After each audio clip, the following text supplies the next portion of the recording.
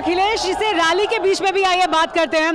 अखिलेश जी, आज प्रधानमंत्री नरेंद्र मोदी ने कहा है योगी प्लस यूपी उपयोगी, आप अलग ही नाम दे रहे हैं। जो लोग उत्तर प्रदेश के नौजवानों को नौकरी न दे सकें, बड़े पैमाने पर बेरोजगारी जिन्होंने बढ़ाई हो, जो महंगाई कर दी हो, जिनका विकास केवल नाम बदलना है, रंग बदलना हो, जिन्होंने उत्तर प्रदेश में ठोको राज चलाया हो, निवेश के नाम पर तमाम आयोजन किए हों, वो योग्य नहीं हो सकते हैं, वो उपयोगी नहीं हो सकते हैं, वो उत्तर प्रदेश के लिए उपयोगी नहीं हो सकते हैं, वो अनुपयोगी हैं, वो अनुपयोगी हैं। इसीलिए उत्तर प्रदेश में बेरोजगारी बढ़ी है, इसीलिए उत्तर प्रदेश में इतनी बड़ी पैमाने पर समस्याएं पैदा की गई हैं। आपने तो नाम ही पूरा बदल दिया, आज तो अनुपयोगी बिष्ट भी आपने उनका नाम रख दिया।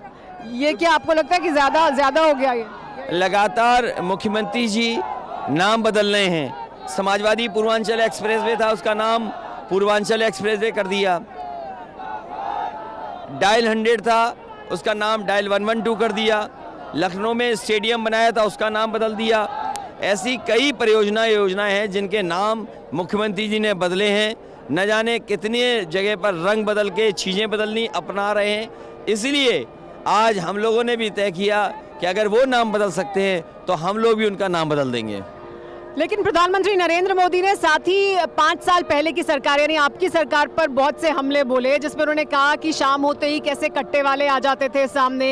यानी बार बार वो कानून व्यवस्था का मुद्दा उठा रहे हैं। टोपी को भी, जब वो लाल टोपी को रेड अलर्ट से जोड़ते हैं, तब भी वो मुसलमान, गुंडा राज, यादव वोट बैंक, और अब शाम में कट्टे निकल आते थे, उससे जोड़ रहे हैं। तो क्या है इसका असर?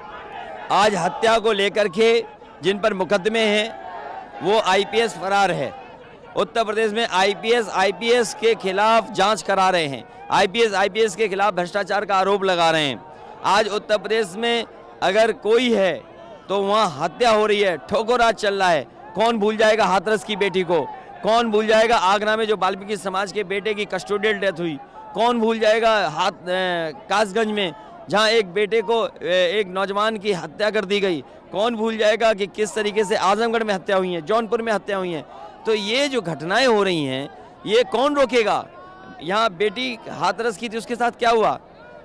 और कौन भूल जाएगा? कोशिश एक नैरेटिव बनाने की कि ये कहा जाए कि देखिए तब कानून का राज नहीं था, और ये बार बार कहते हैं कि इस सरकार में कानून का राज स्थापित हुआ।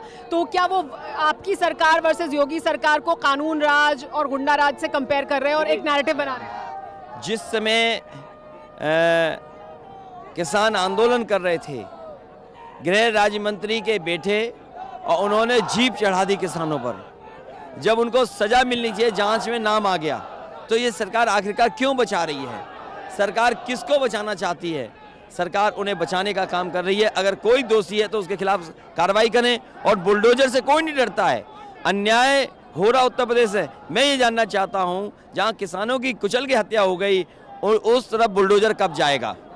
बुलडोजर पे भी उन्होंने आज कहा है, उन्होंने कहा है कि जिनको बुलडोजर चलना माफिया पर बुरा लगता है वो माफिया की भाषा बोलते हैं। नाम उन्होंने नहीं लिया, लेकिन लगता है इशारा आप ही की तरफ बार बार कर रहे हैं, बार बार टारगेट पे ले रहे हैं कि माफिया आपको पसंद है। गृह राज्य मंत्री जी का जब नाम आ गया है तो गृह राज्य मंत्री के और जो दोषी लोग हैं, जो उस कांड में दोषी लोग ठहराए जा रहे हैं, उनके घरों पर बुलडोजर कब चलेगा ये सरकार बताए। लेकिन बुलडोजर जिन पर योगी ने चलवाया वो क्या ठीक था या गलत था? क्योंकि जिन लोगों पर उन्होंने बुलडोजर चलाया वो क्या माफिया से जुड़े हुए लोग हैं? क्या ये इस प्रदेश में न्यायालय खत्म हो गया है? क्या इस प्रदेश में कोई अपने न्याय के लिए कहीं जा नहीं सकता है? तो ये सवाल सबसे बड़ा है कि क्या न्यायालय पर भारतीय जनता पार्टी को नहीं भरोसा?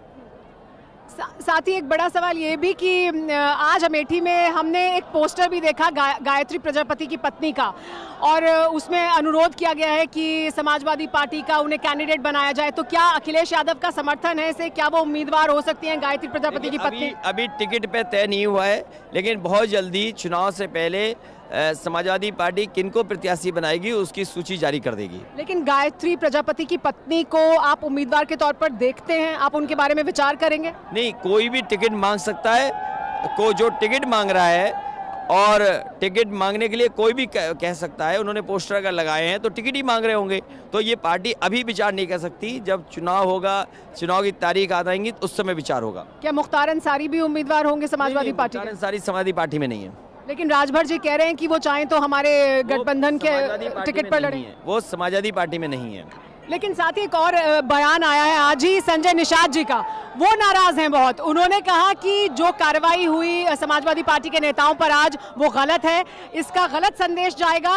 और वो इससे भी नाराज है, कल ही वो रैली में थे अमित शाह जी के साथ, वो इससे भी नाराज है कि अमित शाह जी और योगी जी ने निषाद समाज के लिए आरक्षण की बात नहीं की।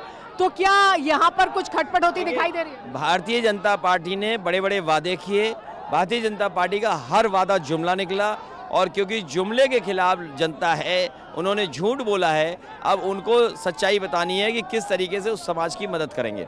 संजय निषाद जी से भी क्या कोई बातचीत हो सकती है क्या? अभी हम कह नहीं सकते, क्योंकि मैं खुद रथ यात्रा में हूँ।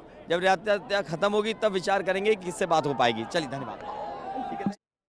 अड़ी सोमवार से शुक्रवार शाम 6 बजे सिर्फ TV9 भारतवर्ष पर।